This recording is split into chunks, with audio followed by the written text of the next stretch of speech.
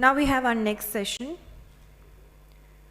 Our next panel discussion is on broadening cybersecurity strategic landscapes. Security is a journey, and this field is ever expanding. To have a closer look at the evolving nature of cybersecurity frontiers, we have Mr. Dhruv Khanna, CEO and co-founder, Data Resolve Technologies; Mr. Gaurav Chawla, Business Development Manager, APAC, VMware; Dr. J.S. Sodhi, Group CIO and Senior Vice President, MET Education Group; Mr. Ganesh Vishwanathan, SVP, PMO and CISO, Head IT and Analytics, Athent Inc. And this session is moderated by Mr. Kaisar Alam. Can we please have our panelists on the stage, please?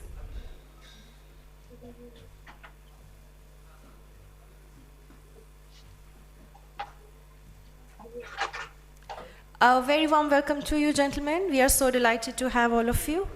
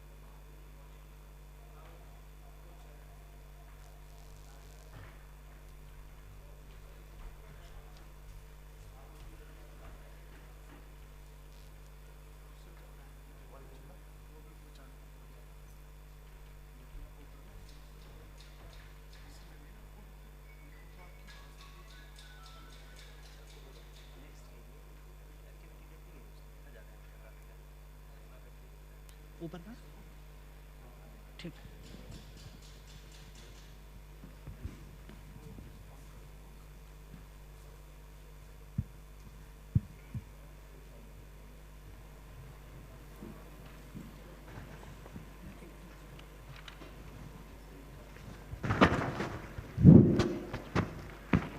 So, good afternoon, esteemed panelists. This is a hybrid event, so there are some, technical hiccups coming up. So please bear with us. This is the first event in post Omicron. So it is still we are in the learning phase. That how smoothly we can really run this show. First of all, I just welcome all of the esteemed panelists. We have with us Mr. Dhruv Khanna, the CEO and co-founder, Data Resolve Technologies. Mr. Gaurav Chawla, the Business Development Manager, Asia Pacific, VMware. Dr. J.S. Sodhi, Group CIO and Senior Vice President, MET Education Group. And we have Mr. Shams Khan. He is the Head of IT Infrastructure and Information Technology of Shardul Amarchand Mangaldas and Company, a leading legal firm. And we have Mr. Ganesh Vishwanathan, SVP and CISO, Head IT Analysis, Athent Incorporation. So I just welcome all of you once again on this August panel, talking about the evolving nature of cybersecurity, because cybersecurity is not confined to just firewalls and endpoint security, the traditional way of defending IT infrastructure, but it has evolved to bring in a lot of other elements and best practices, including the security intelligence and other aspects of the policies, security policies. Let me begin with Mr. J.S. Sodhi on his vast experience in terms of defending IT infrastructure, infrastructure, and bringing in best deployment and a strategy. Mr. J.S. Sodhi. Good afternoon, and thank you so much, Mr. Kesar and Digital Edge team, for inviting me today. I am feeling absolutely honored and privileged to be a part of this esteemed panel. You know, last 2 years of COVID has given an unprecedented impact on everyone. Countries have taken wartime measures, and we all have witnessed global slowdown. All the domains faced some or other kind of disruptions. You know, due to lockdown, the supply chain has impacted. There are changes in processes. There are changes in operating business models. But thankfully, ICT infrastructure across the country has worked quite well. In fact, ICT network and internet is a savior for all the industries during this work from home so-called environment. And we all are able to do a lot of our official responsibilities very easily. We also heard a new word, quarantine, during this time. But I believe in today's digital world, no one is quarantined. We are in a physical isolation, but connected digitally. Today is the right example for that. So IT infrastructure is a great savior, but more on dependency on IT network resulted more the number of cyber incidents across the domains. So there's a steep rise in such incidents as no one was ready to handle data securely out of enterprise network during this work from home environment. There were few major incidents like cyber attack on USA largest fuel pipeline, which took 5 days to restart its functioning. Then there was a ransomware attack on Ireland Health Service, which also took few days time to return to the normal. So such kind of, you know, major incidents that was, I think, in May 21, they have clearly warned us how important is the cyber security against such kind of attacks. You know, always remember, we all are the users of cyber world, and cyber world is a full of threat. So cyber security should be on the topmost priority of business community for many reasons. Like, first is businesses are increasingly depending on technology platforms thanks to COVID, more rapid phase of digitalization. Second, digital innovation is now on the top line growth engine for many enterprises. Last but not the least, many firms, they are operating in a complex supply chain, hence they do not have a focus on cyber risk management. No, all the business leaders, they are increasingly that cyber is a risk. It can be understood, it can be measured, it can be managed, but not completely eliminated. Wonderful. So, That's nicely years. Yes. One thing, 2020, one more 21. question. Yeah.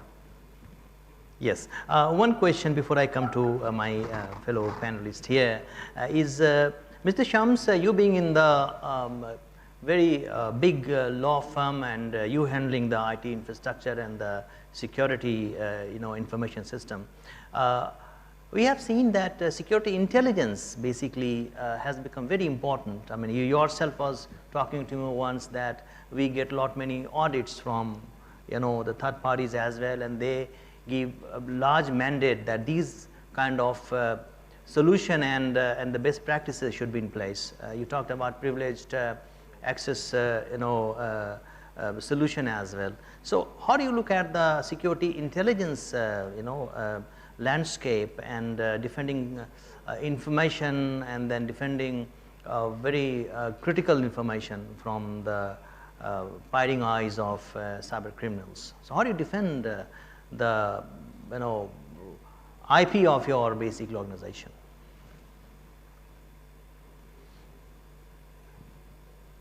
And please unmute yourself. Yeah. Please unmute yourself. Yeah, hi. Thank you so much for the invitation. And I'm Sams from Shardula Merchant Mangaldas. And, since the pandemic has started, before that also we had very much into the security, since we are holding the very critical client data, and we have a very zero trust kind of thing in our organization. Either is is talk about the application to application, when you talk about the IT team or the lawyers who is working on the project.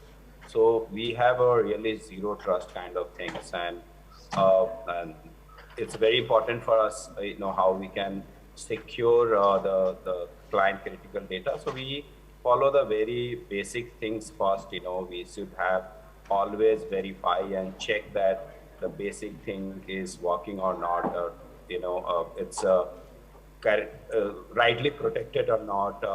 How the user is contributing, how we are bringing the awareness for the user. That is what we find is a more, it's a very good to get the new tools into the market, but it's a very important to bring the the awareness to the user. So we had worked a lot towards the awareness.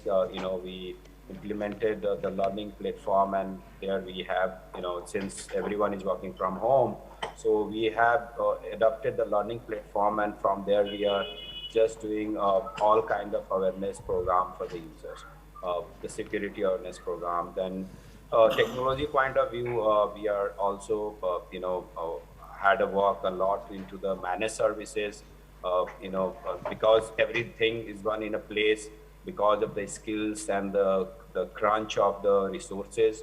We had moved to the managed services for the SOC, or the managed services for the complete monitoring of the detection and the response system.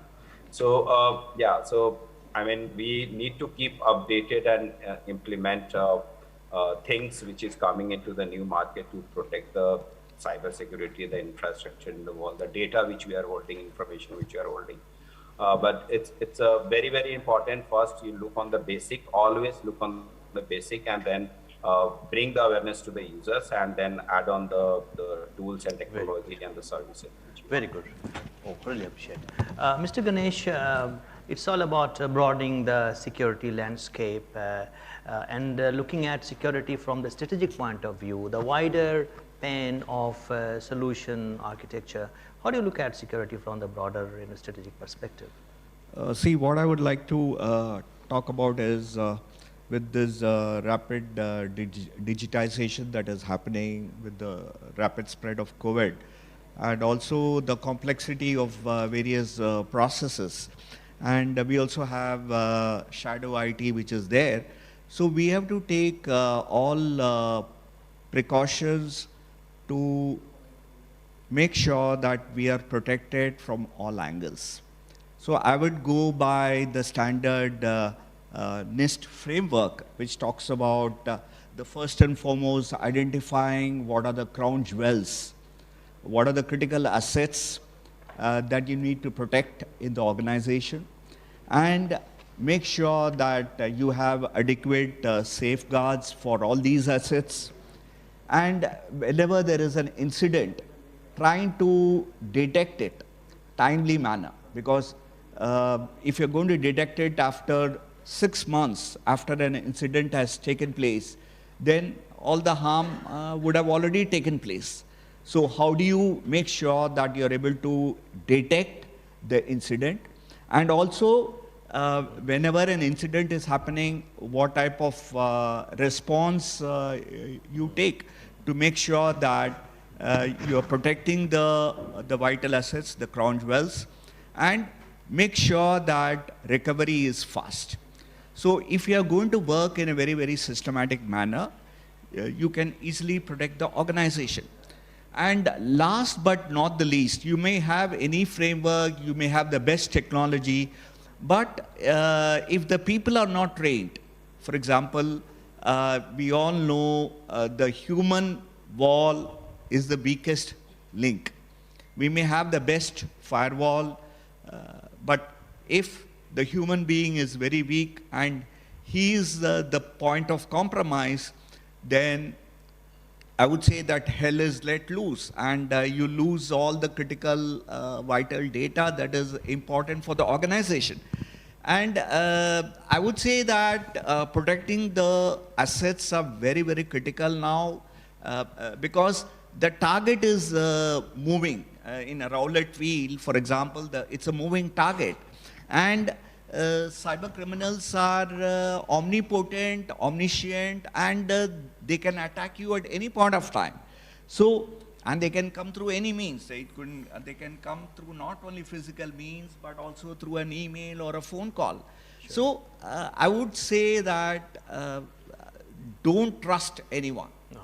And it should be a zero trust approach that you follow, and making sure that even privilege accesses that you are giving have to be reviewed on a periodic basis so that you are able to stop an attack from spreading rapidly. Wonderful, nicely taken. Mr. Gaurav, for you, you handling the VMware part, and you are into endpoint security, and you go for breach detection and response kind of solution.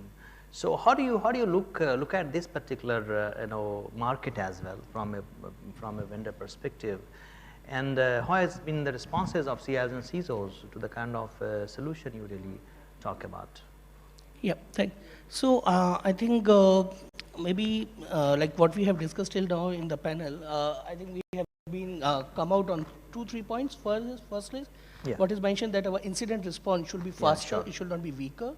Secondly, we should be able to respond fast. We should and I think train our resources. The challenge what we I think what we are trying to solve out is there are 3 key challenges in terms of the detection and the response. Firstly, there is I will say that there is a resource issues also, like we don't have much senior malware analysts, and that's the reason it's always a challenge for an enterprise to basically depend on the few resources to respond fast.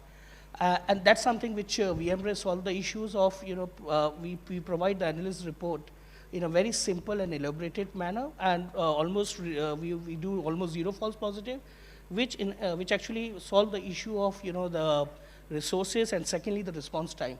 And if we are able to respond back faster to the incidents, if we are able to identify the incidents in more advanced, it's become easier to prevent these kinds of malwares to spread into the network.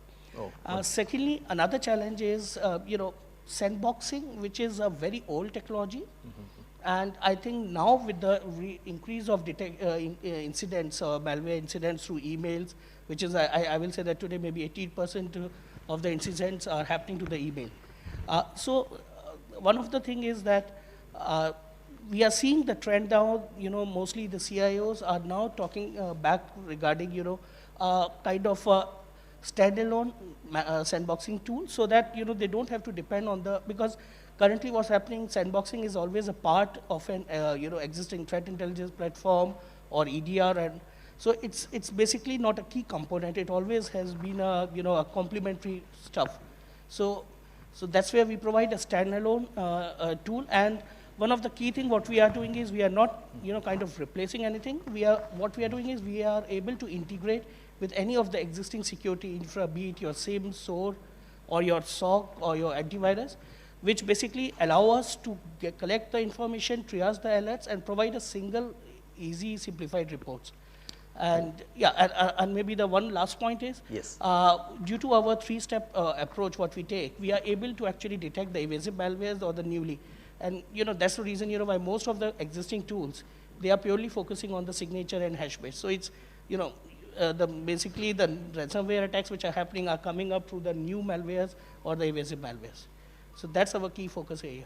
And we are seeing the trend coming in. We are getting a lot of requests, and now we are also focusing on the bulk file sanitization. So we have applications, CRM and all, where users are uploading the data. Now the customers are asking for where they need to ensure that those each and every file need to be checked if it's malicious or not, and only the clean file should be allowed. Right. Yeah, wonderful, nicely put. Mr. Dhruv Khanna, I mean, Data Resolve being an Indian company, I mean, we have been hearing that Israeli companies are more proactive in terms of bringing out innovative solutions. So hats off to a company, Make in India company kind of thing. So congratulations for taking the initiative to come up with solution developed in India itself. Now coming to security intelligence part, you are into it quite heavily. What is your experience in terms of the market evolving around cyber security intelligence part? Because as I mentioned, the security is more than the firewall and endpoint security. You are into an area which most of the CIOs and CISOs are very interested in, and in fact there is the utilitarian value of what you provide. So could you please enlighten the panel and the audience at large that what the innovation all about Data Resolve? We have 4 minutes, I'm audible. so please try to wrap it up fast. Hope I'm audible, right? Yeah, All please. right. Okay. So thanks and thanks everyone for bringing this up.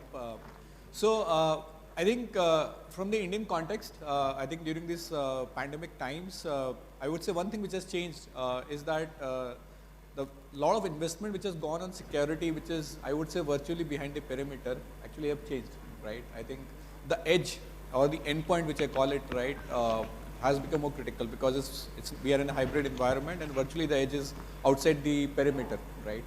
And that's one part of it, right? The most interesting experience we had talking to a lot of CIOs and CISOs, that business continuity, which we used to talk about it, right?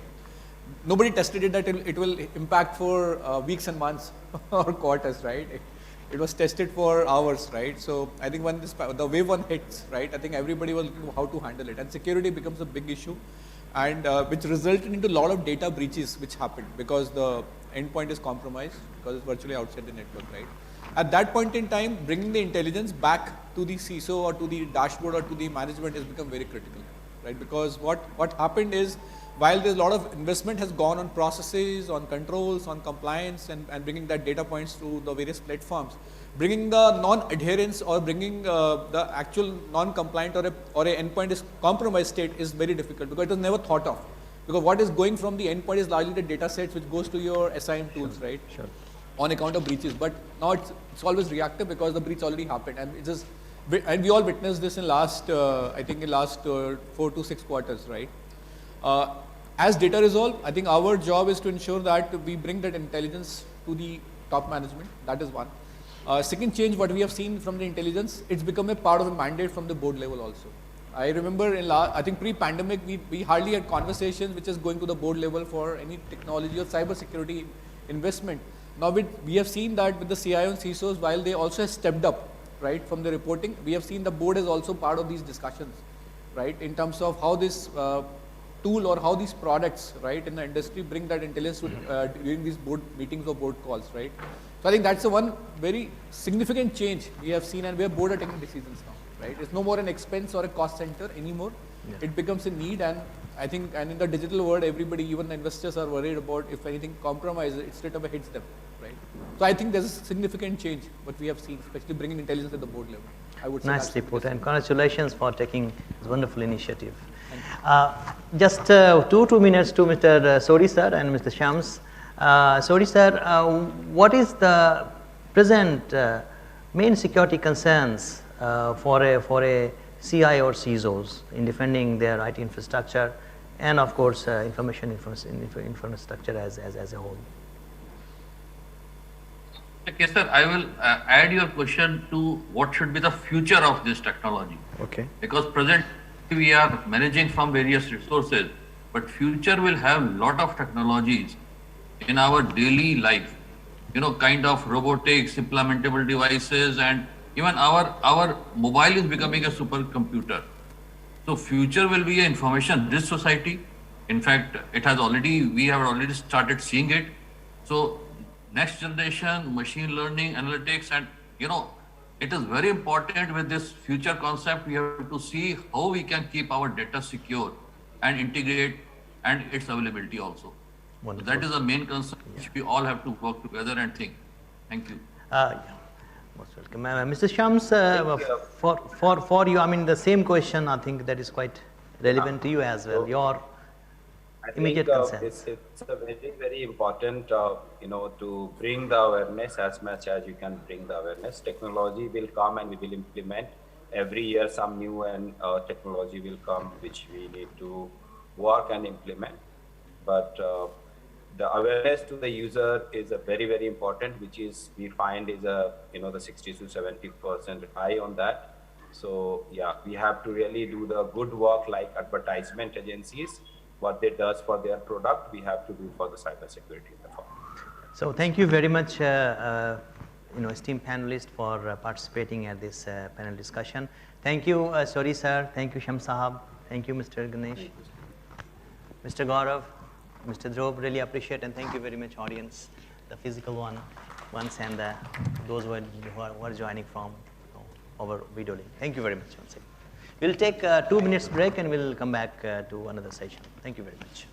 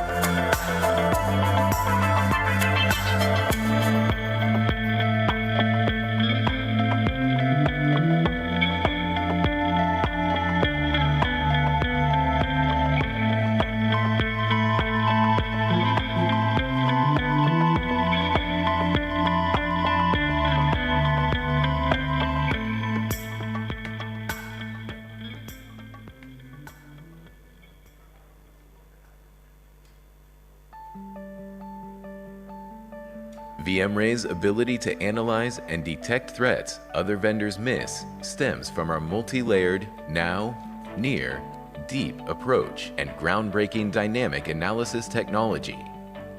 The first layer of detection is rapid reputation lookup. VMRay compares submitted samples to known good and malicious files and URLs, filtering out known samples in milliseconds, so you can focus on what matters. Our static analyzer examines suspect and unknown files to identify and extract active elements that could indicate a malware threat. Files that pose no threat can be eliminated, enabling security teams to focus only on potentially malicious files requiring deeper analysis. The automated dynamic analysis layer uses VMRay's unique agentless hypervisor-based sandboxing technology. Traditional approaches place monitoring agents inside the sandbox environment. These agents are easily detected by advanced malware, which can then evade analysis. But VMRay runs solely in the hypervisor. It monitors and analyzes malware behavior without modifying the analysis environments. This makes VMRay completely invisible to malware for unmatched evasion resistance. Our hypervisor-based approach enables security teams to analyze samples using gold images of their production systems, revealing targeted attacks. VMRay also provides full visibility into malware behavior, transparently monitoring and logging every malware interaction so you don't miss any critical information. All right, everyone, now let's start our next Crucially, panel discussion. VMRay's intelligent monitoring technology automatically optimizes monitoring granularity.